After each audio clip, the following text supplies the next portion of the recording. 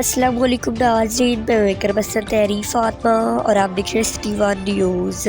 Rawat police کی بڑی کارروائی، چوری کی واردات میں ملوث ساس ادارے کی ریٹائرڈ افسر کا گھریلو ملازم گرفتار، لاکھوں روپے کے طلائی زیورات، ملکی اور غیر ملکی کرنسی برآمد شدہ طلائی زیورات میں 10 کڑے، 16 چوڑیاں، 12 انگوٹھیاں، ایک ڈائمنڈ سیٹ جبکہ کرنسی میں 12,800 امریکی ڈالر اور 5,50,000 روپے شامل ہیں۔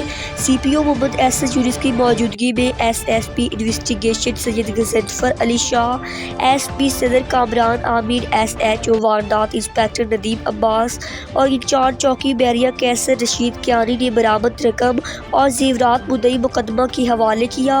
ملزم احسان اللہ خان حساس ادارے سے ریٹائرڈ اعلیٰ افسر کے گھر کا ملازم تھا۔ رپورٹ کر رہے ہیں فاروق احمد، ڈسٹرکٹ رپورٹر، راولپنڈی۔